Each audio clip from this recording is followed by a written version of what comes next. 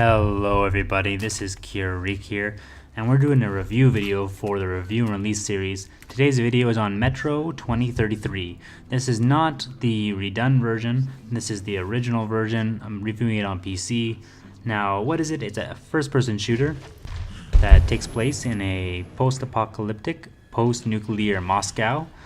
You follow Artyom, I should say you are Artyom, and you're just trying to save your station from the monsters and people that are out there to really kill everyone off. Now, it involves stealth, it involves shooting. It's kind of a linear story, linear maps, but it is a deep story. It's well written and it goes a long ways. Now, the pros, I'm right on that story. It's awesome.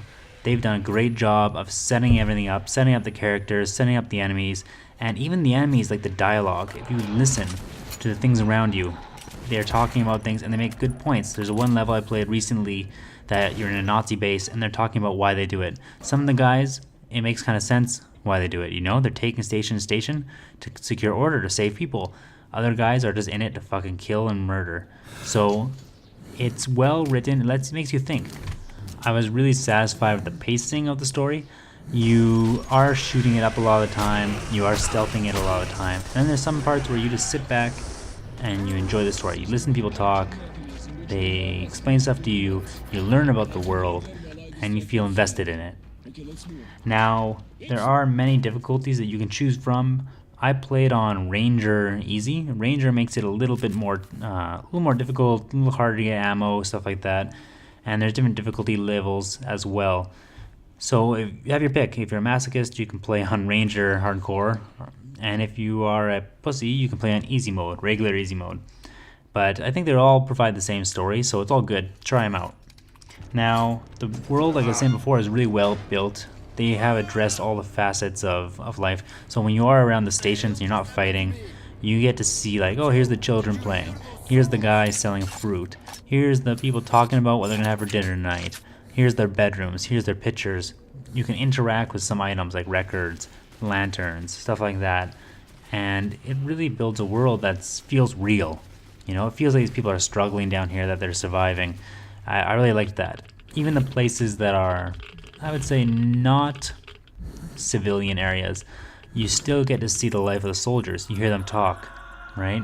You see the gas is underneath.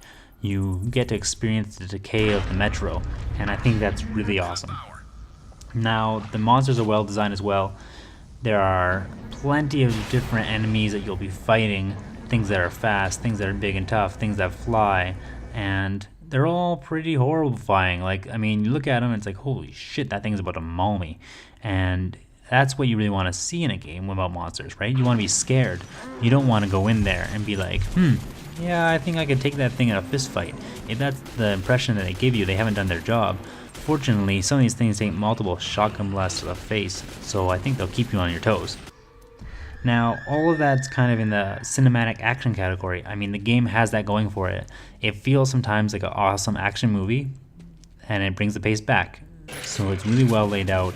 I love it, personally. I'm really enjoying the story. For the cons, there's some cheesy dialogue. That's kind of expected with any action movie, if I'm going to keep making that parallel. So when you go in, of course, they have some, the accents, the Russian accents and stuff like that. And most of them are pretty good. There's just the odd one where I gotta wonder if the guy was actually Russian or if he was just making the Russian accent for the voice dialogue. Really cheesy. And the kid, I think I did in my gameplay video, there's that kid who gives you, you give him a piggyback. It'd be more impressive if he gave you a piggyback. But his dialogue was super cheesy, it made me laugh a lot, but it's not really atmospheric. Now, the AI, I have to complain a little bit about. They are smart at times, but a lot of the time they just seem to run to the nearest corner, and the worst thing of all is sometimes they're superhuman. I don't know how they see me in the dark. I don't know how they know exactly where to headshot me, but they're basically one shot, one kill taking me out all the time. I wasn't too happy with that. Come on, man, make them a little human. I mean, they're gonna miss once in a while, but no, these guys are spot on. It made it really difficult, and difficulty's not a bad thing, but I still wanted to be realistic. Now, one problem I had a couple times was there's no warning when you're about to go off. So the last place I was in Polis. Okay, for example, I could see there were vendors. People kept talking to me, so I was enjoying the story. And when they were done talking with me, they took me away to a different area. The level ended. I hadn't got a chance to restock or rearm myself, and I was kind of like, oh, you want me to do this now? Without any stuff.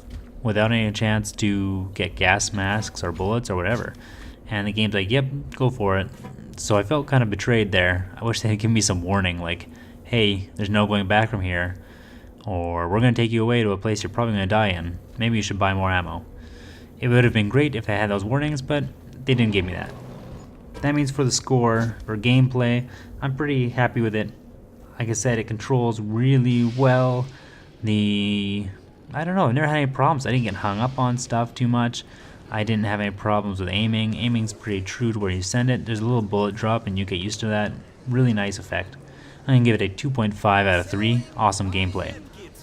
Now, the addiction, I would say it's a 1 out of 2. And that's just because, well, the story is really good and it does keep you pulled in. It does break it into chapters, and those chapters kind of let you stop. And when you get really frustrated, and you will get frustrated if you're playing on harder difficulty, you're going to stop. And that breaks the addiction cycle a little bit. You won't be playing for hours on end. Now, the reliability, I have to give it a 0.7 out of 1.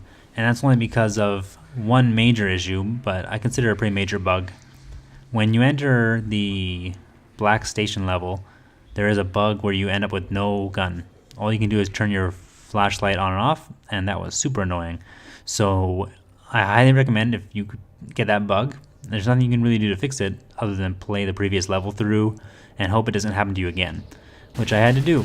And I had no idea until I googled it. So I was trying to go through that level completely stealthy without any night vision goggles, just the flashlight. It was super annoying. For the atmosphere, I consider this a perfect atmosphere game. It's well made, the world is there, it's believable, and I'm drawn into it. I'm going to give it a 2 out of 2.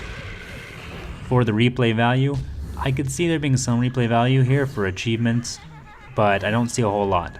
A 1 out of 2 is the best I can do, and I do recommend trying it out, because even if you have played the game before, maybe you played it on Xbox or PlayStation, it's pretty cheap on PC, and with the redone version out now, you know, it seems like it's kind of worth it. I don't know if the consoles got redone versions, but I would like to see the difference a little bit myself, to be honest. That means our total score is a whopping 7.2 out of 10.